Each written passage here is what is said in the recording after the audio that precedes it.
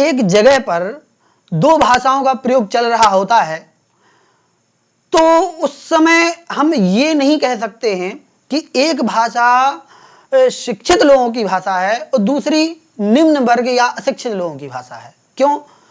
क्योंकि इस समय यदि हम हिंदी, खड़ी हिंदी भाषा और बुंदेलखंडी या बघेलखंडी या फिर अनेक जो भाषाएं हैं उनके बारे में यदि बात करें और कोई ये कहे कि खड़ी हिंदी जो है वो शिक्षित लोगों की भाषा है और जो बुंदेलखंडी या बघेली या फिर राजस्थानी आदि जो लोकल लैंग्वेज हैं ये अशिक्षित या फिर निम्न वर्ग की भाषा है, तो क्या आप इसको स्वीकार करेंगे?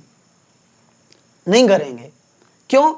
क्योंकि खड़ी हिंदी को हमने शिक्षा का माध्यम बनाया है।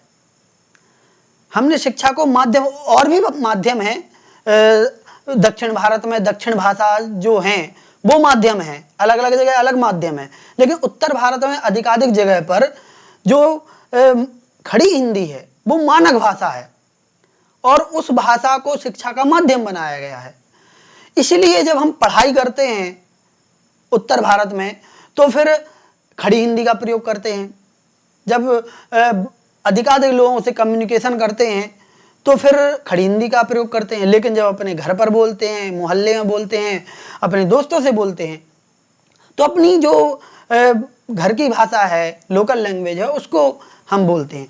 तो ये हम नहीं कह सकते कि यदि कोई पढ़ा लिखा है तो वो खड़ी हिंदी ही बोलेगा और जो अनपढ़ है वो बुंदेली ही बोलेगा, ऐसा नहीं है। दोनों ही लैंग्वेज दोनों प्रकार के लोग बोलते हैं, लेकिन इतना जरूर हो गया कि जो खड़ी हिंदी है उसको शिक्षा का माध्यम बना दिया गया। अब इसी बात को लेकर के हम 2000 साल या 2500 साल पहले पहुंचे। उस समय जब संस्कृत का विकास हो रहा था, संस्कृत की उत्पत्ति हो रही थी, जैसा कि हमने पिछली कक्षा में बात कही थी, और वह एक भाषा से निकल करके संस्कारित होकर के आ रही थी, उस समय यदि हम ये कहें कि संस्कृत शिक्षित और कुलीन वर्ग की भाषा थी और प्राकृत भाषा अशिक्षित या निम्न वर्ग की भाषा थी, तो ये मुझे लगता है कि अन्यायपूर्ण विश्लेषण हो सकता है। क्यों? क्योंकि उस समय वह शिक्षा का माध्यम बनाया गया होगा, ऐसा तो हो सकता है संस्कृत को, लेकिन वह शिक्षित लोग ही उसको बोलते थे, ये थोड़ी सी बात हजम होने वाली नहीं है। क्यों? क्योंकि हर जगह पर ऐसा नहीं होता कि एक ही शहर में यदि बहुत सारे लोग रह रहे हों, उसी शहर में जो पढ़े लिखे लोग हैं वो सिर्फ एक ही भाषा को बोलें और जो अनपढ़ लोग हैं वो एक दूसरी ही भाषा का प्रयोग करें, ऐसा नहीं हो सकता। हाँ, ऐसा जरूर हो सकता है कि जब एरिया बढ़ता है, जब प्रदेश बढ़ता है, मतलब कि जैसे हम उत्तर भारत में हैं और दक्षिण भारत की तरफ जाएं तो भाषा पूरी बदल जाती है।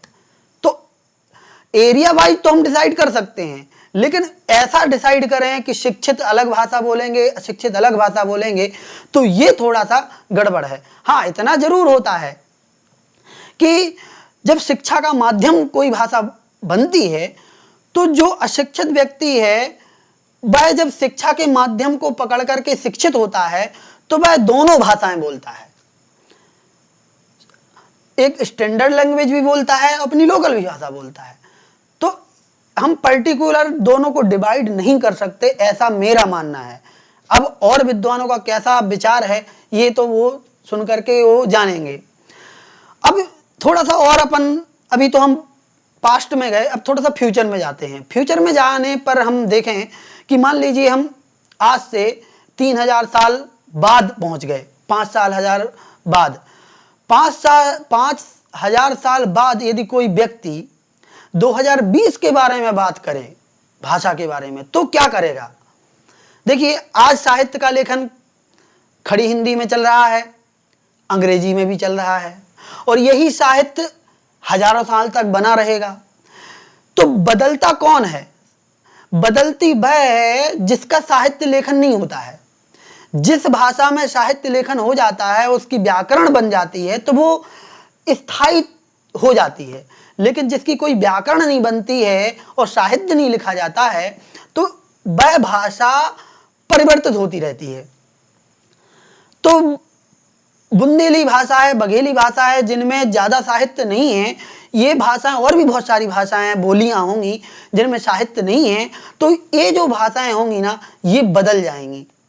और जो खड़ी हिंदी होगी, चूंकि इसको एक व्यवस्थित तरीके से व्याकरण से जोड़ दिया गया है, इसलिए ये भाषा स्थायी बनी रह सकती है, ऐसा मेरा अनुमान है। तो 5000 साल बाद यदि कोई ये कहे कि खड़ी हिंदी जो है 2020 में शिक्षित लोगों की भाषा थी, और जो छोटा मोटा साहित्य किसी लोकल लैंग्वेज का मिलेगा उस समय, तो ये कहा जाएगा कि जो बुंदेली भाषा है, भोजपुरी भाषा है, अवधी भाषा है, राजस्थानी भाषा है, ये जो भाषाएं हैं ये अनपढ़ लोगों की थी या फिर निम्न वर्ग के लोगों की थी। तो ये थोड़ा सा अन्यायपूर्ण होगा। और मुझे ऐसा लगता है कि यदि हम आज पास्ट के लिए ऐसा कहते हैं संस्कृत और प्राकृत को लेकर के, तो फ्यूचर में भी कुछ लोग अंग्रेजी हिंदी वर्सेज जो लोकल लैंग्वेज है इनके बारे में भी ऐसी ही बातें करेंगे। इसका कारण मैं दे सकता हूं। देखिए, आप जब फिल्म देखते होंगे तो फिल्म देखिए तो उनमें क्या होता है, सेम यही कंडीशन बनी हुई है। और शायद कुछ साल पहले तक भी ये बहुत ज़्यादा एकदम चर्चा में था, या फिर लोगों की मानसिकता में था कि कोई यदि इंग्लिश पढ़ता है तो उसको शिक्षित माना जाता था, पढ़ा लिखा माना जाता था कि इंग्लिश आती है इसके लिए। और यदि कोई हिंदी में बात करे, हिंदी पढ़े, तो यार ये तो पढ़ा लिखा ही नहीं है। तो ये कुछ सालों पहले मैंने इसको अनुभव किया था। हालांकि ये बात अब थोड़ी सी चेंज हो रही है, अब लोग समझने लगे हैं कि इंग्लिश और हिंदी से कोई मतलब नहीं है, शिक्षा अपने आप में एक चीज है। तो यही बात फ्यूचर वाले जब कहेंगे, जब फिल्मों में देखेंगे, फिल्मों में क्या होता है, फिल्मों में भी यही मानसिकता दर्शाई जाती है कि जो लोग बड़े लोग होते हैं, पैसे वाले लोग होते हैं, बिजनेसमैन होते हैं, वो इंग्लिश में बात करते हैं। थोड़े कम पढ़े लिखे होते हैं या मध्यम वर्ग के होते हैं, उनसे हिंदी बुलवाई जाती है। और जो उन्हीं लोगों के घर में जो लोग नौकर चाकर रहते हैं, ड्राइवर रहते हैं, साफ सफाई करने वाले रहते हैं, उनको देखिएगा वो लोकल लैंग्वेज बोलते हैं। सेम यही पैटर्न पुराने नाटकों में भी अपनाया गया, और ये कह दें कि उन नाटकों का ही अवतरण इन फिल्मों में किया गया कि वहां पर भी राजा रानी और जो बड़े लोग थे वो संस्कृत बोलते थे, और जो दासी दास इत्यादि थे उनको प्राकृत में बुलवाया गया। यही आज फिल्मों में हो रहा है। तो इन फिल्मों को देख करके आज से 2000, 2500 या 5000 साल बाद लोग यही कहेंगे कि देखिए फिल्मों में ऐसा उदाहरण आया है या ऐसा दर्शाया गया है कि जो पढ़े लिखे लोग हैं वो अंग्रेजी बोलते हैं और जो अनपढ़ लोग हैं वो देसी भाषा बोलते हैं।